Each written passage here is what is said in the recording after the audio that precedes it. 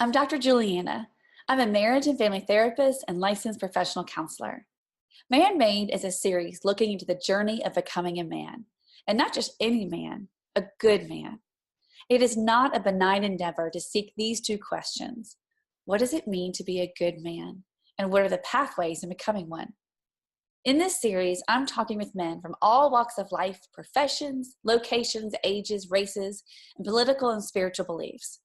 I asked these men to represent his own experience and beliefs within his journey of becoming a good man and his thoughts on what is needed to create and support good men in our current environment. My hope is that collectively, these good men's stories form a powerful and private understanding of what it is like to be a good man in this day and age. Welcome to Man Made, my conversations with good men. Hi, this is Dr. Juliana, and welcome. I am really excited, one, for myself to have this conversation with Bradley, but also to introduce you to Bradley Richardson. Welcome, Bradley. Hi, thanks for having me. I am so happy to meet you. I put how we met, which is, what, 5 minutes ago? Exactly. But we had a mutual Facebook friend who, when I put a post up about, do you have good men that you think would be interested in this interview? I think she was one of the first ones to come out and immediately recommended you. And I was happy and surprised too. I see my name on it, like, wow, okay, wow, nice. So what did you think when you heard about what it was that like a good man series or interviewing those who were good men? I'm thrilled that you're doing it.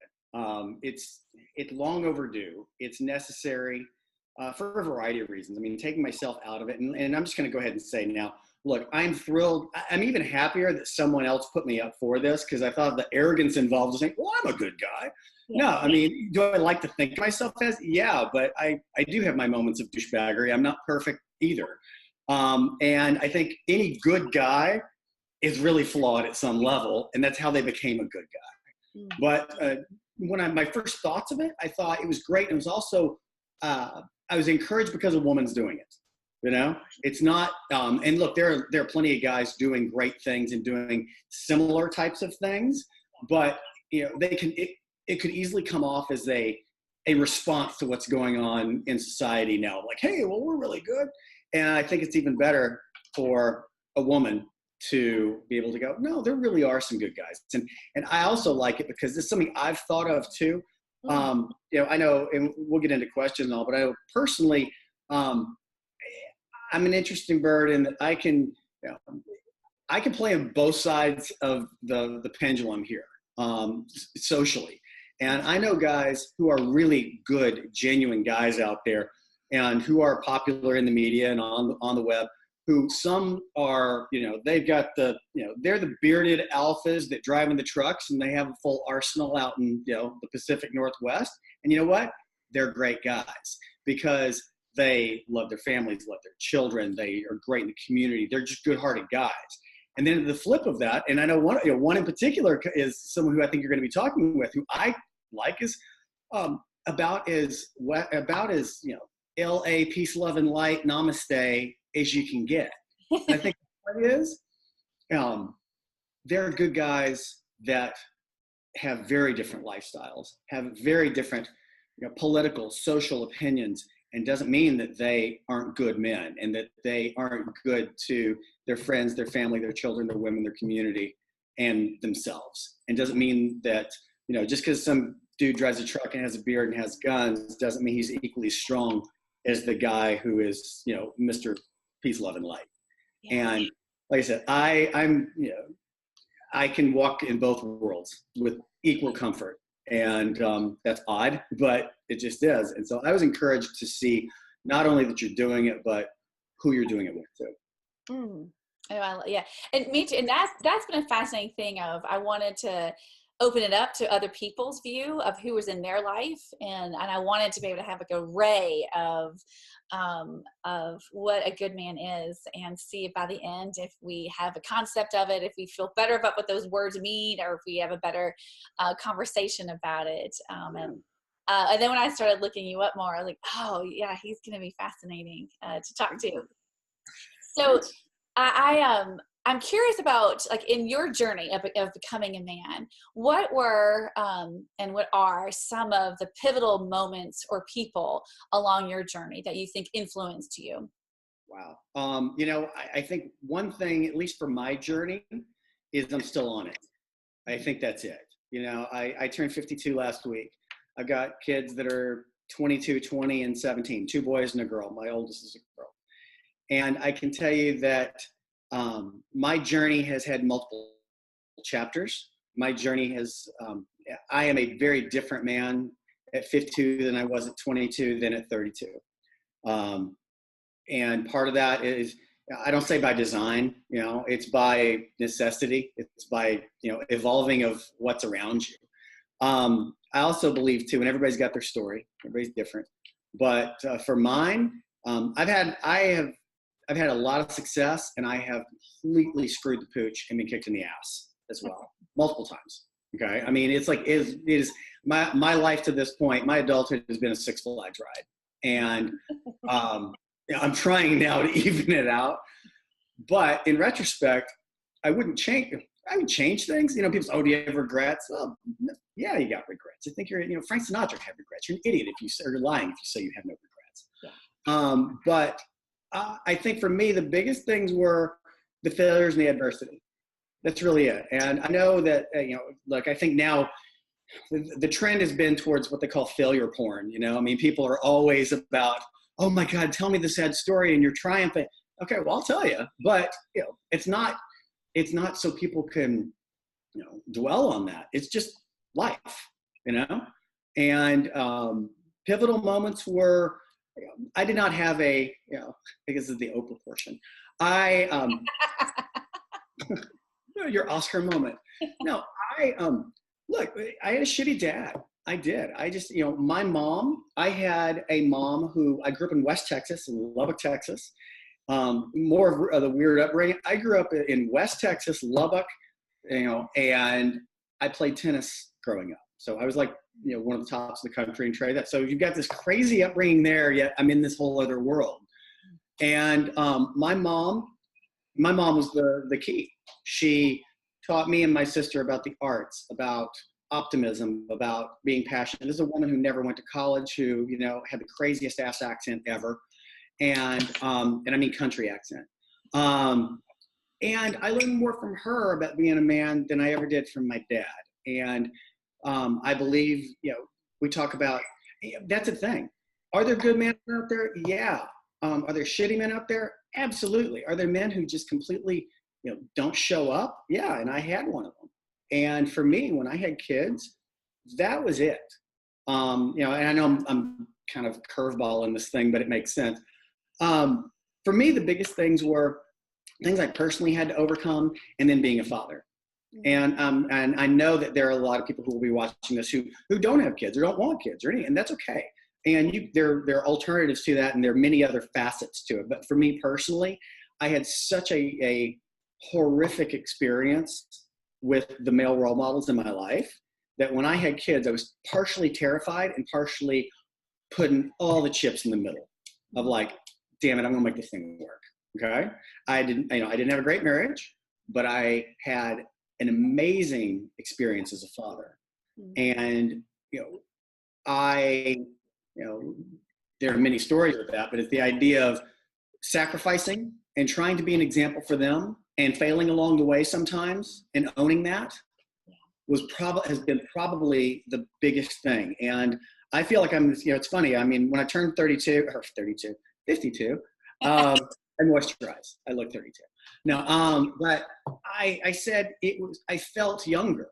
And the reason for that is I feel like a lot of my adulthood has been in hibernation or in hiatus almost, because where a lot of people, our society is it's not a sociological call, but it's my experience as a man.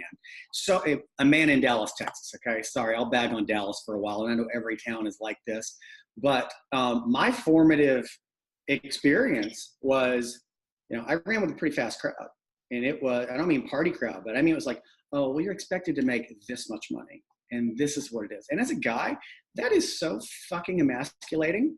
When your self-worth is not, are you raising good kids? Are you faithful to your wife? Are you a good guy? Well, okay, well, if you make 400 and above, okay. When that's a difficult thing. And I think there's a lot of pressure with Lot of that, pressure. tons of pressure. And that's why you have, boy, I'll go off on a tangent on this. That's why you have a lot of guys in their 40s who are, a lot of guys who are depressed, suicidal, all these things. And that's where, I can't tell you how many guys of my age over the past 10 years, once you peel back, the curtain a little bit, because no one talks about this, an insane amount of bravado, an insane amount, and the ones who are really self-aware, and you and I talked about this in the beginning, and I think that this is part of this whole, not a movement, but men are very reluctant. Women are on the web. It's, let me tell you about this, and they're open, and they'll pursue activities and things. And guys, you won't. But once you get past the surface level bullshit questions, I've had more guys come and go, hey, you know what? Yeah, I've thought about suicide, or I've really, really depressed, or God, the pressure on this, or I just need a friend, a real friend, not the buddies that are the surface level stuff. So anyway, sorry, that's a long-winded thing, but do you find in your life that you're the guy in the group that's willing to take that risk and ask those questions as well as share it more than others? Or have you been surrounded around people and men that are doing that? Well, I think that's another thing, and that's part of, I think, a lot of men's evolution. I think and I'm not touting my thing in here, but I think it's a risk to do. I am the guy who does that. I am the guy of my group, of my circle of friends, or in anything, who's probably going to be more open. I've always been that way with it. I'm fascinated by that, but I also, I don't give a shit. Here's the part of my adult life, in my, say, 30s or so, my 30s and all, when I was married and a younger man, I was so consumed with playing the game, meaning, this is what's expected of you. This is what society is expecting. This is what your spouse expects. This is it. That I was miserable, and I was living someone else's life, and I was not comfortable in my own skin. I was not being the man that I needed to be. I was just a fucking chameleon, and I hated that. And I think a lot of guys are.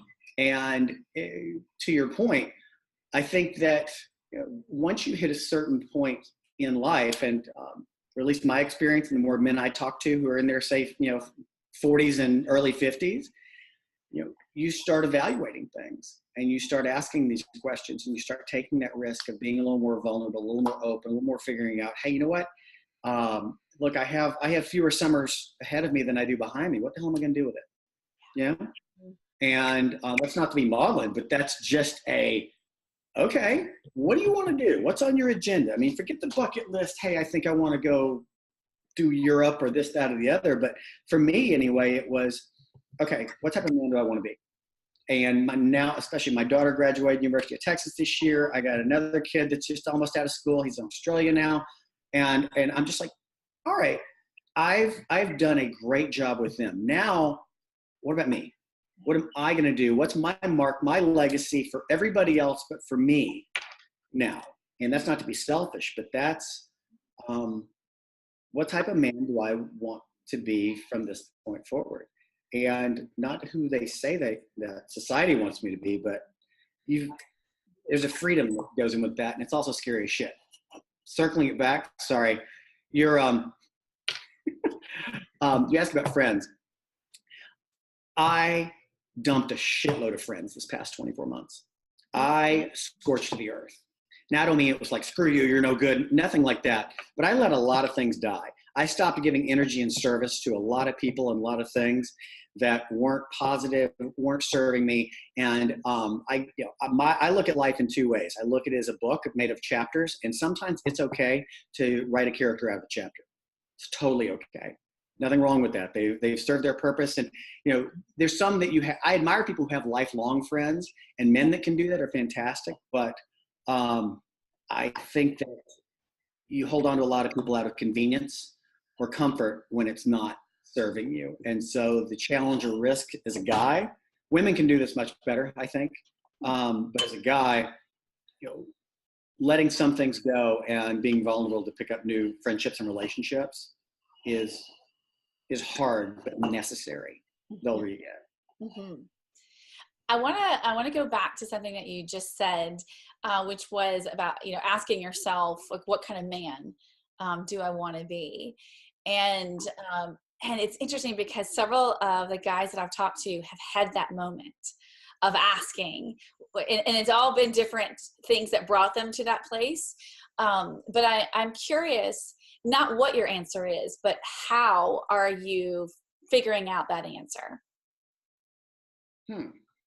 How did I figure out what type of man I wanted to be? Like, what kinds of process is that? Getting kicked in the ass a lot. Yeah. No, I mean, honestly, I'm not being flippant about it. Yeah. I can give some great spiritual answer. I think how you come, and you're right, the answer is irrelevant, because it's different for everybody. But I believe you get to that point by trying on a lot of things for size. I think that's really it. Sometimes, and I don't care whether it is a life experience, character, type of person you want to go out with, type of relationship you want to have. Okay. Anybody that's divorced, when you start dating again, if you've been married for a while, well, I think I want to go out with this and this. And then you try it, and some things are worse than you expected. Okay. Infinitely worse.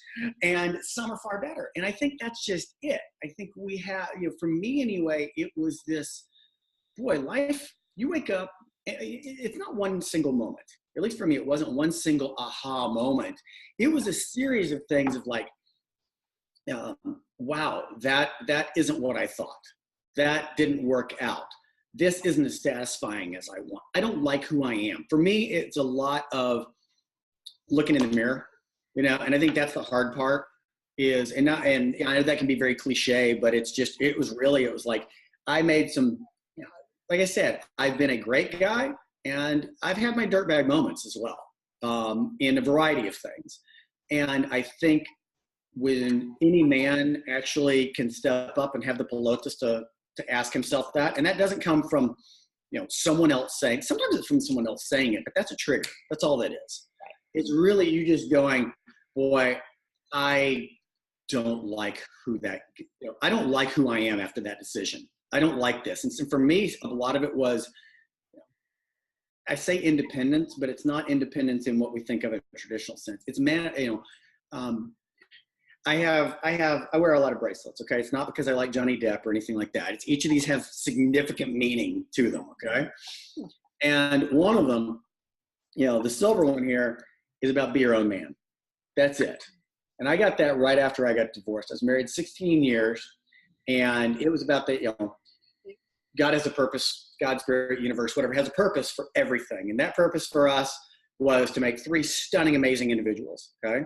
But I'm West Texas, extrovert, outgoing, borderline obnoxious. She was East Coast Jewish, everything. It was like yin, yang, oil, water. But I sacrificed a lot of who I was for that marriage, because I'm from that generation of, damn it, we're gonna make this thing work. My parents were miserable and they stayed together, and my God, we're gonna do it. That's what I'm gonna do too. Because I thought being a good man meant you work it out. And I finally came to the realization I'm the one that left, and because I didn't like the type of man I was for my kids in that situation. And as a result, I thought it would be better for my children and me for them to at least endure a short term of sadness so they can have 2 happy parents rather than 2 really miserable parents together. And that was one of probably, I'd say maybe 4 big pivotal moments for me of figuring out, I don't like the man I am, and I don't know who that's going to be, and it's going to take shape, but let's go find out, because I'm unwilling to die with this. I'm unwilling to die, not being truthful, or at least exploring that. And for me, that was pivotal. And that's not easy, or it's scary. And when you tell your friends or people you've known in your circle who know you a certain way, or who are unwilling to do that themselves, boy, you are a pariah real quick. Mm-hmm. Oh yeah. I mean, it takes so much courage to, like you said, like to examine yourself and to say, this isn't what I can be and do moving forward. I mean, and unless you have been put in that position or in that position of making that choice, it's hard for people to understand. And what it does to that self-reflection and what that does to those moments of stillness. Well, it wasn't, for me, there were two things. It was one, I had spent so much time living someone else's life or their expectations that I wasn't exploring who I wanted to be. And I mean, professionally, personally, artistically, creatively, anything, it's just, you constantly feel judged and, people are judging you, but sometimes when you put that burden on yourself, and an undue burden, you don't need to. We judge ourselves so much harder than other people do, because it's easy for us to be flippant and go, oh, zero fucks given.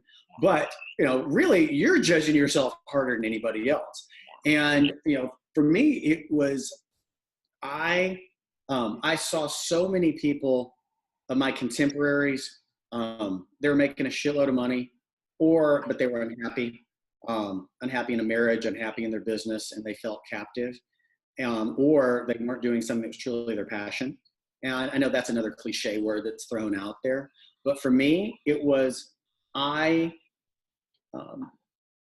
the Cliff Notes version is, I started out like gangbusters in my 20s. I wrote my, everybody now can write a book, but I mean, like I had Random House publish my first book at age 27. Okay. And I mean, I crushed it out of the gate on several books. This is before pre-Amazon, all that good stuff. And so I'm crushing it. And I gave up a lot of that. I gave up that whole career and path to step off, to be a dad, to pursue the career and, everything that was expected of me by in-laws and everything else. And it killed me because I wasn't the man that I knew I was or was meant to be. That doesn't mean a damn thing about, fame, popularity, success, money, or anything. But I'm sitting there going, I got a lot of gas in the tank here. And I don't know how that's going to manifest itself. I don't know how that's going to look. But I'm not willing to go out with gas in the tank. I want to go out on fumes. I want to be coasting into death on fumes here with nothing left. And it was also not just professionally, but, and yeah, I'm kind of woo-woo anyway. But I wrote about this. It was in my heart. I had this weird dream a while back, and you can stop me anytime if I'm ranting too much. But I mean, it was, I had this weird dream about a year ago, I guess, that I had a heart attack. Okay. And which is not uncommon for guys who are 52. And so, but I woke up, and you have these weird dreams when it's okay. You're the therapist, when it's something else internally talking to you or externally.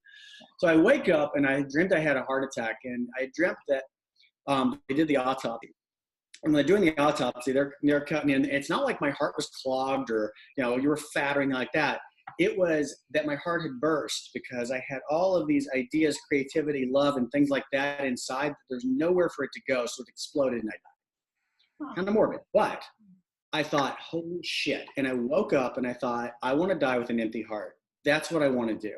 I want to give the whole damn thing away in every which way, everything I can do. I don't know what that's going to look like. I don't know how successful it's going to be.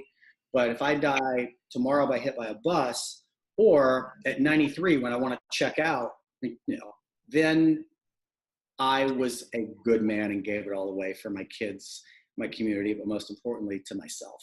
Because I can't take care of anybody else if I can't take care of me.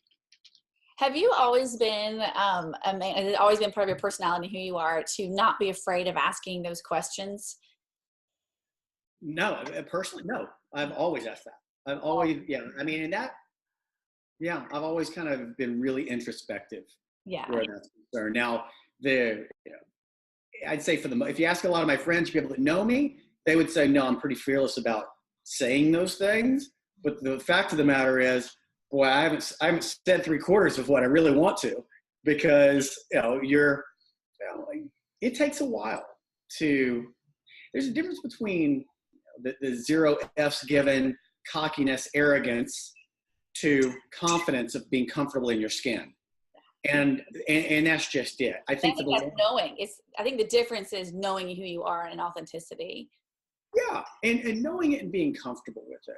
I think that's the biggest thing. And so, um, yeah, I mean, I'm still working on it. I will still work on it until the day I die, which is good. I want to. I want to be cool old grandpa, still working on it and trying stuff. But I think that we all, and a lot of men, most men probably, I'm generalizing, but it's true. I think a lot of men hide those things. Okay, and to your point, I'm in Atlanta right now, so I go back and forth between Dallas and Atlanta, and I'm in Atlanta. I'm in a men's store the other day. Okay, weirdest thing, and I don't know whether it's like some sort of weird magnet thing I have going on with just getting people to open up, but I'm talking to these two dudes who work in the men's store. One of them's my age, sharp dude, he's about 50 or so. Another is a young guy about 35, and we start talking about. They asked me what I do, and I told them about writing about advanced adulting and stuff like that. And we start talking about women naturally. Here's the key. If you want to get the guys to open up, you start about women and relationships or business, and then anything will open up. But rarely is a guy going to go, I think I want to find my inner self and be interested. Right. Okay. No. But we start talking, and the most amazing thing is we start talking about relationships with women and communication, which is my wheelhouse. Love that stuff. And one of the guys the younger guy, he says, all I really want, he goes, my girl now understands me, because all we really want is when we're vulnerable, we just want to feel safe. And I thought, it is true, because really, I don't care how tough you are, how long your beard is, or whatever, when you're with somebody, your friends or a woman or anything, if you're going to open up, okay, it's just, I'll do it. Just don't judge me. Don't judge me. Let me say what's on my mind. Don't fix me. Don't judge me. And I'll give you whatever you want. So when you bring up safety, I had a few words I want to be able to say in a row to you and see what your thoughts were. And you said it before I could, so that's fascinating also. So I want to say a few words that just tell me what comes up for you of that word in men or that word in you. So one is safety. Safety is paramount. Safety is paramount. That's it. You're a therapist. You could do a field day with me. No,